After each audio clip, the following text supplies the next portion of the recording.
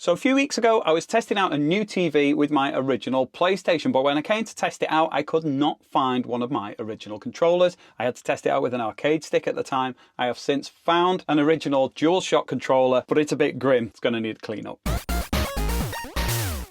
Okay, so this is actually my original DualShock controller that I used to use on my PlayStation way back when I was obsessing over Tony Hawk's Pro Skater. However, it has been buried away in the garage for quite some time and it has built up quite a bit of dirt on it. It's not a particularly in-depth techie video because I have tested out and thankfully it does still work. But as you can see on here, it is pretty filthy. It's the sort of thing you wouldn't even want to necessarily touch in the first place, let alone try it out and see if it works. I dread to think what's been near this over the years. Right the way down from the plug on the controller all the way along the cable to the controller itself. It's gonna need dismantling and completely cleaning and then putting back together, but hopefully I'll get something that looks like new when we are done. Right, so first of all we're going to take it apart. Now I have been doing a lot of repairs on DualSense controllers. I've had people pull me up because when I did a repair on it, I called it a DualShock 5.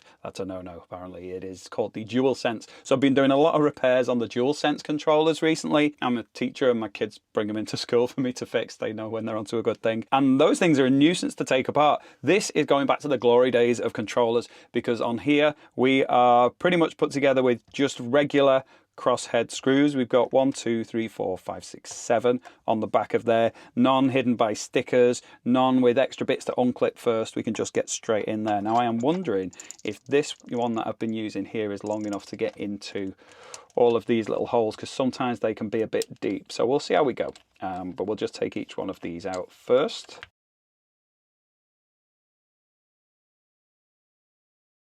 Right, so we should now be able to just pop these apart. I'm not sure if I've ever taken one of these apart before. Right, so the bottom has come disconnected and basically the bottom section is its own self-contained bit with the LR, what is it? These are the two buttons, so the L2 and R2 kind of in there, which have a section that slots in to actually press the buttons. Right, so let's carefully get all these bits out. So we'll just pop that to one side for now. So the cable kind of zigzags in. What is a good thing to do at this point, and what I am going to do right now, is take a picture of what you've got just to help you remember what goes where. We'll do that now. It helps to do that at different stages through the process so that you can keep track of where you're up to, particularly if it's like this and you've not taken something apart before. So we've got the rumble motors sitting in here, foam on it for a tight fit, so they should just slide out. Yep. So one there and a bigger one in here, just slides out there. There is another screw here for the bit with the analog sticks, so we'll undo that. And this, will it just lift out? Yep. Now the actual ribbon connecting the sticks is soldered, so we won't mess about with that. The cable here connected around these corners and looped in just to take the strain off the cable, so when you pull on the cable it's not pulling on these little wires. That detaches there, so this will detach in the same way, and we should hopefully just be able to lift the whole assembly out. I'm wondering if this blocks it in a little bit. There's a screw holding this bracket in, so I'll just take that out to make it easier to lift everything out. And what I'll do is I'll keep the screw with this section that I'm lifting out, so I'll keep the screw in there so I know which screw is used where. Right, we should be able to just lift this out now. I don't think there's any screws holding it in place, and just move that whole assembly out of the way. And now we can get to the insides. So the D-pad has a little bracket that it sits on top of, it seems. We've got the little light lens bit for when you've got the analog enabled, and then we've got the 4 buttons here and the D-pad, so we can just tip those out. Now I was having issues with the circle button because it was so dirty around there and in all these gaps, so this is going to need cleaning. We've got buttons to clean, which can go to one side here. D-pad will need cleaning up, but mainly it's this stick and even all the dirt that's just going onto the top here. I think we'll start with the main shell. As I say, I've got these additional buttons set in here, so I will remove those in the same way I removed the rumble section. Just get the screws out and keep those with the relevant buttons, see if that'll just lift out. Maybe I'll need some tweezers to just get in there and lift that bit there, and then the one on the other side like that. And then these buttons will probably just yeah, slides straight out. So we got that side and we got that side. So there we go. That's the two shell bits that I'll need to clean. I've got some sensitive baby wipes. If these are delicate enough for going on a baby's skin, they're not going to cause any damage to your controller. I've also got a glasses cleaning cloth for polishing up afterwards. I've got a toothbrush. I've got some cotton buds, and we've also got a bottle of isopropyl alcohol for in case that's needed. So yeah, we've got a little bit of everything here. So yeah, we'll just get the main shell done first, and then we'll start looking at the buttons and all the other bits and see how it goes. The front is pretty filthy, so just a straightforward wipe down in the first place to get most of the dirt off. Also, like, not necessarily entirely on the inside, but on the sort of seams that run all the way around the edge, they tend to collect a lot of dirt, so you can work your way in there just with your fingernail in the gap and then along and just cleaning as you go.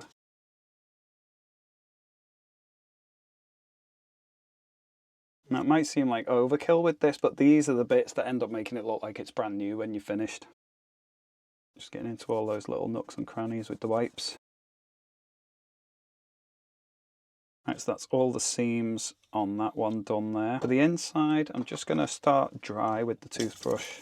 Just make sure there's no loose dirt in there. It'll come out pretty easily anyway. I've also got a softer brush. This is quite good for the bristles, just getting into the smaller areas and just knocking out any dust or dirt from all the corners. Right, onto the outside, and one of the good ways I find to do this, because you've got a lot of little gaps, and even if I'm rubbing that over the triangle there, it tends to get caught in the gaps. So you can either alternate between the wipes and the toothbrush like that, wipe off the dirt from the toothbrush afterwards, or you can actually take the toothbrush, put the wipe over it, and do the two at the same time. Depending on what you're doing, it varies. I think with this one, it's best to wipe with the wet wipe first, then get the brush in there. You do need to have the brush on like an angle. It's kind of like digging out, so it's not just brushing across the top. You need to go on various different angles to be able to sort of kick the dirt out from those corners like that, and just check and look at it from all directions. This is coming up quite nicely, you know. Looking much better. A little bit of dirt in there maybe. Generally, if it's indented, it's harder to clean. If it's raised, it's quite easy. We can get into like all of these little gaps where you've got the raised bump there. I don't think this is too discoloured. Sometimes they can go a sort of yellowed version of the original grey. Very common with Game Boys. But in this case, we'll just clean it up and reassemble it. I think maybe if I find another controller that's yellowed, I'll do that as a separate thing. So you can use hydrogen peroxide, like the same sort of stuff you'd use for bleaching your hair. With that, you can put it on plastic and then subject it to some UV light, and that kind of restores it. Not a permanent fix. It does eventually go back to being yellow again, but it does make an older controller or an older console look like new, so it's a cool feature. I've done it before on a Dreamcast in another video. Right, I've got a little bit of a scuff. It doesn't look like a scratch, so hopefully it will come off. Just might need a little bit more persistent scrubbing. Seems like it's starting to go. Just keep rubbing and focus on that area.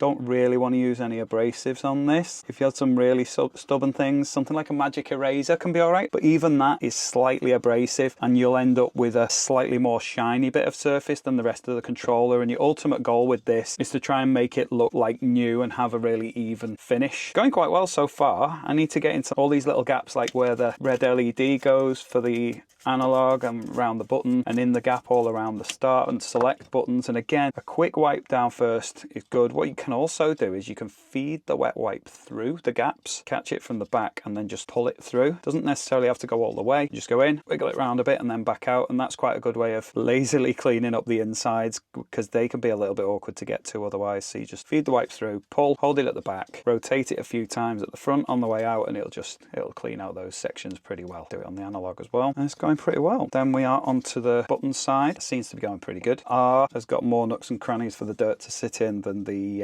L, so bring out the toothbrush again for that. I did used to reuse old toothbrushes for this, but I found it's better to get cheap new toothbrushes, and the bristles are quite harsh, which is actually quite good for what we're trying to do here. Getting the gaps around the buttons. Don't think that needs much with the toothbrush, but in the gaps here, we definitely need to clean up so we get smooth movement for the buttons. And with these, it might even pull all the way through, but that rotation helps quite a bit. So I'll feed it through, push it to about halfway, and then just get a rotational movement in there.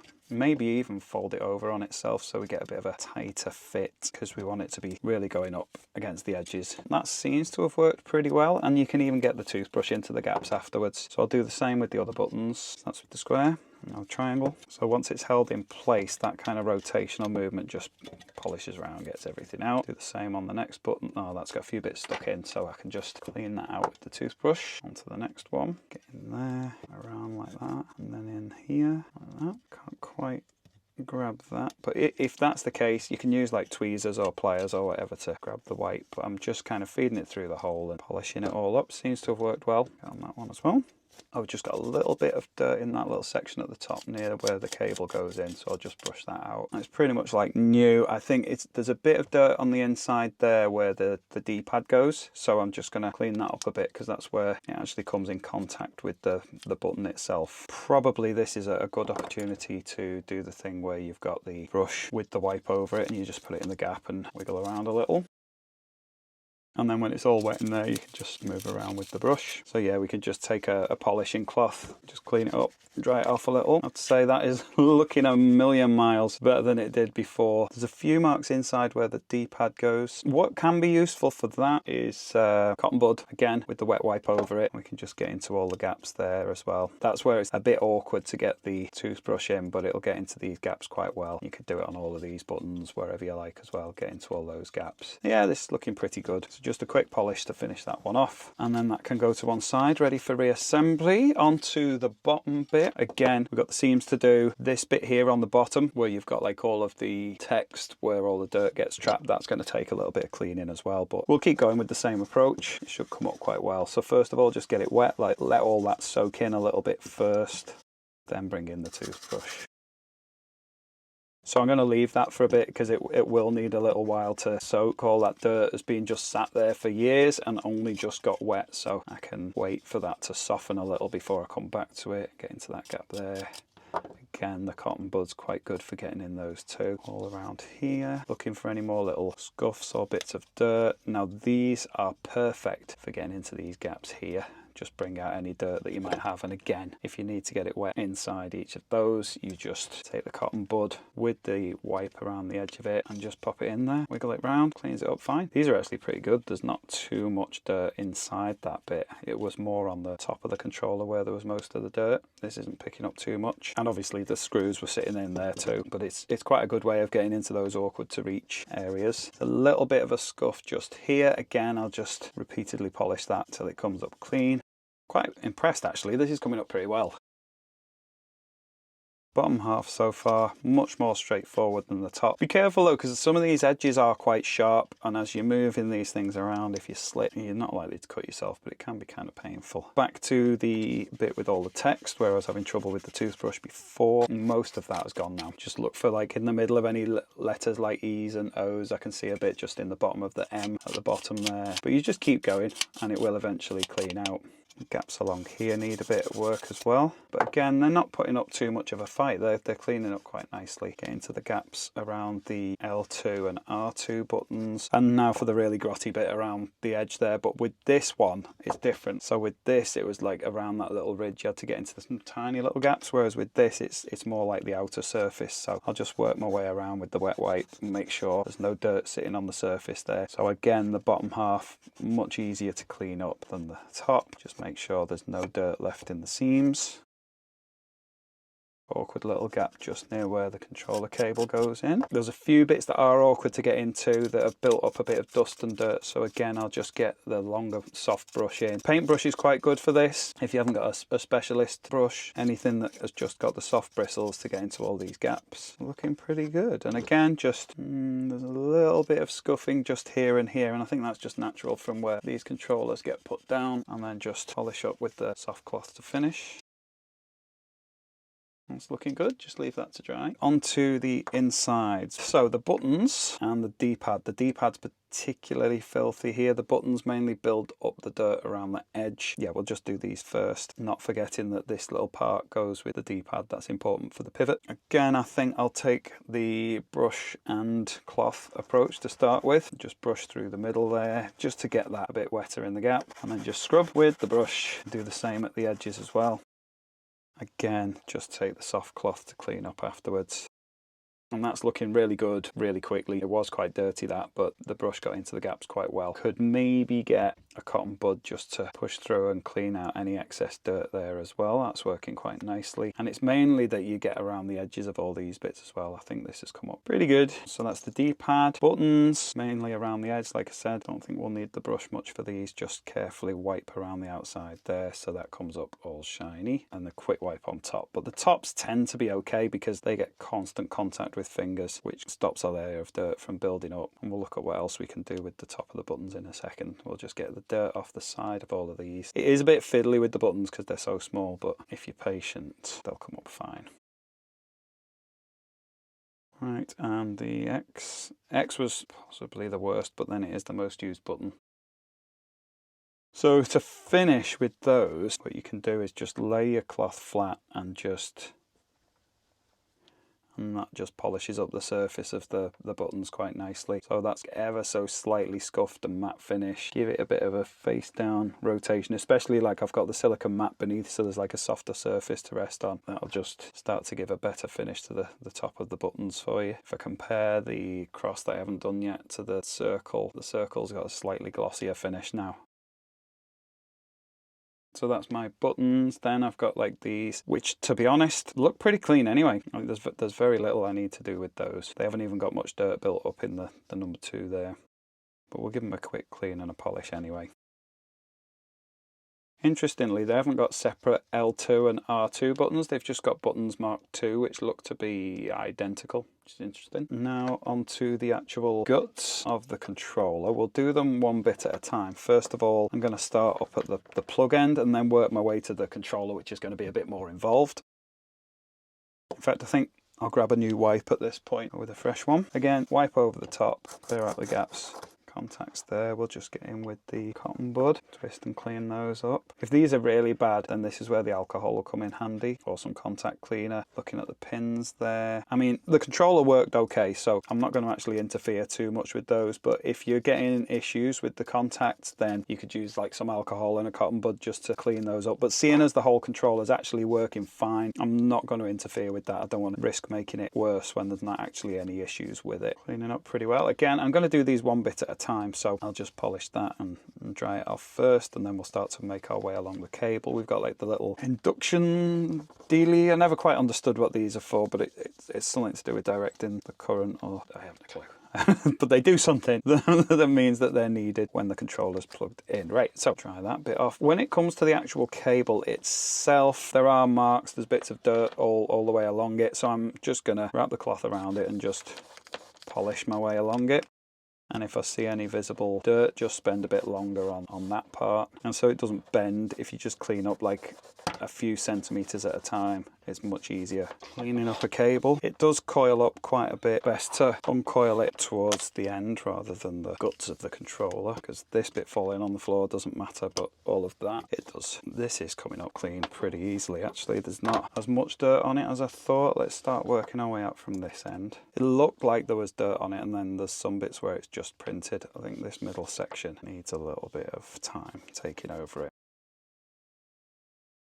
That wasn't too stubborn. It was quite easy to get the dirt off that, and then I'll just take my cloth to dry it off and make sure all the dirt is removed. I'm going to let the rest of the cable just drop onto the floor from here, and then I can just pull that along and make sure it's all cleaned up as the cable comes back up towards me. I'm surprised at how easily that came up really nice and clean. I thought that might have been quite stubborn. Right, now looking at the controller itself. Inside looks pretty clean, don't want to interfere too much with that, and if we flip it over, isn't it mad? Like, this is the original PlayStation, and even in DualSense controllers, even in the latest Xbox Series S and Series X controllers, they're still using the same parts for the analog sticks. That is nuts. They could be so much better. These look a little unfamiliar. Maybe they even used Hall sensor sticks all the way back. I'm not going to pop them open because I don't want to mess them up. So that is one of the ones taken out of a modern PlayStation 5 controller or Xbox Series S, and that is what is in there. It's almost identical. Very, very little change over the years on those. Being stuck with drift on these, I don't actually remember ever getting drift on my original PlayStation, so yeah, maybe these were even better. Maybe I need to swap these out and put them in a new controller. Anyway, inside we've got like these rubber membranes and the pads inside there. The contacts all work fine. I tested the buttons before, they were okay. It's just the dirt on the membranes that's the issue. So I'll just carefully remove each of those. Also, we've got the caps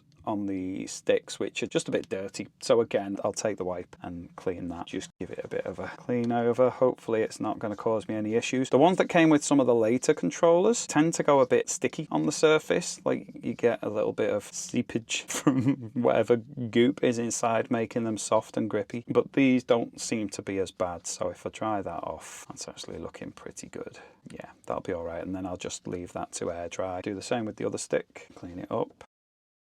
Dry it off. I think it's more of a pat dry sort of material than a wipe dry, but like I say, if I leave it to dry off, I'm sure that'll be fine. Then I've got these. The easiest way I've always found to do these, because there's a lot of these in Game Boys and DS's, is you just simply wipe with your bare finger and the dirt comes with it in all directions. Just being careful they don't actually tear the silicone, and that should just clean up the surfaces fine because it's very flexible. You just pushing and moving that dirt out of the way. Same on those particular. I think these might actually need a bit of a wipe on the dirt around, because whereas these are underneath, they're like under the buttons. For the start select and analog button, they actually sit on the surface, so they do pick up quite a bit of dirt and they may well need a bit more cleaning. I have got a lot of sort of vintage gaming stuff up in my garage loft where it has ended up in a similar state, so I've got a few consoles and things I'll be looking to do restorations on. If there's any you want me to sort of prioritise, we've got all sorts of consoles up there, so let me know in the comments. I'll have a go at doing some other consoles too. Just wipe off the excess there. All of this is working fine, so I don't really want to interfere too much, but I will take my brush and just make sure there's no dust or dirt starting to hit on surfaces and possibly cause us problems. These surfaces they're all absolutely fine. No dirt's got under those because the silicone pads have just been sat on top of those. I think I might need to clean up the one buttons. I don't know if these will clip out of here. I don't think they need too much attention, and again, there's not much dirt build up on those. Yeah, they'll be fine.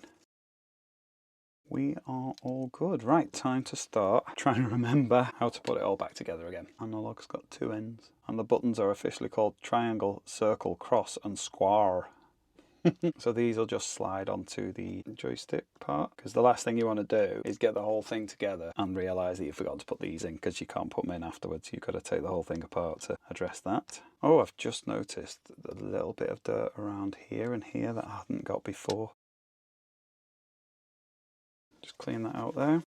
Well, that looks much better. So we will start with this face down and then try and fathom what goes where. And I think it seemed easier to be disassembling it upside down before, so I'll do the same sort of thing. Get the buttons in the right place. It's actually handily labelled inside. There's an X, a square, a triangle and a circle actually on the inside of the controller, so you can quite quickly figure out which button goes where. You can either use your fingers, or if you've got some, tweezers are quite good for getting a grip and an inside and just lining up exactly where you need to go. And there's also like little tabs, so you have no way of getting them the wrong way around. They will absolutely be in the right direction. We'll get the D-pad in place. Doesn't matter which way up that goes, I don't think. I'm having to raise it slightly because when you put it down, the buttons all press in, so I'm raising it with one hand and putting all the other bits and bobs in with the other. So before I put the silicone pad on there, so you've got like little pegs on the end of the frame that just sits at the sides of the controller. Oh, it's diagonal, isn't it? Yeah, I forgot. And this is why taking photos beforehand helps, because if you get really stuck, you can go and check back. But that just sits here like that. Have I got that right? Yeah, the ball goes there.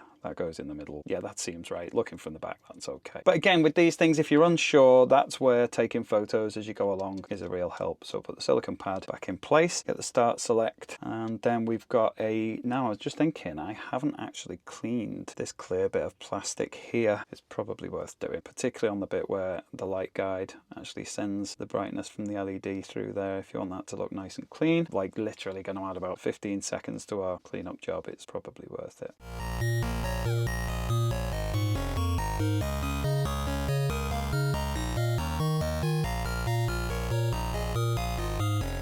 I think maybe this goes in afterwards, and that's what partly holds the PCB down. And to think about it, that did fall out earlier when I was removing the main PCB. Right, let's see how we go. Get these in place.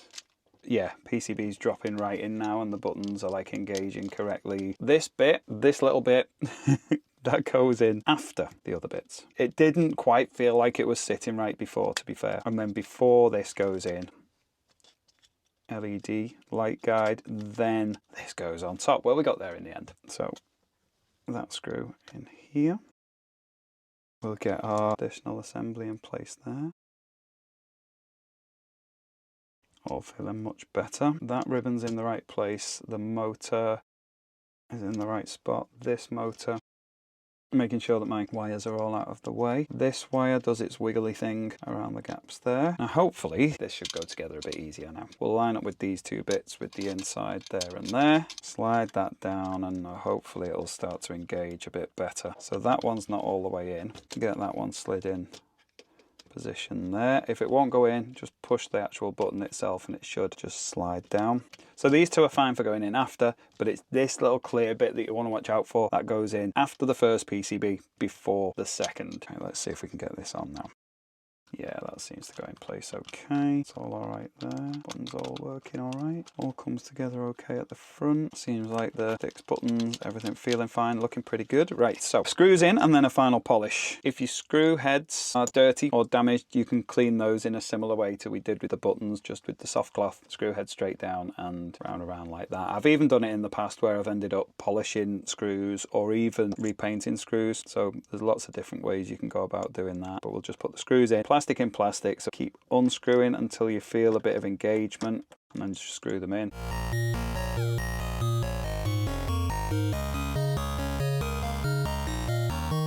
Right, now that all the plastic has dried, all the screws are in, all the seams look nice and neat. Now that all the bits that I cleaned before have dried, I'm just looking around for any bits that I may have missed.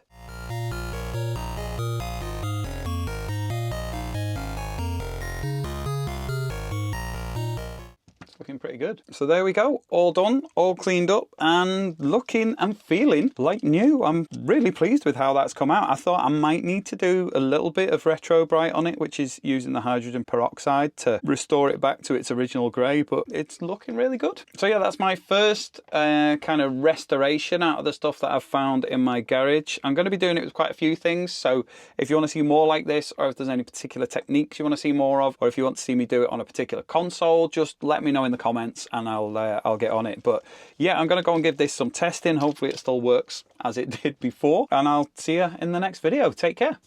Bye.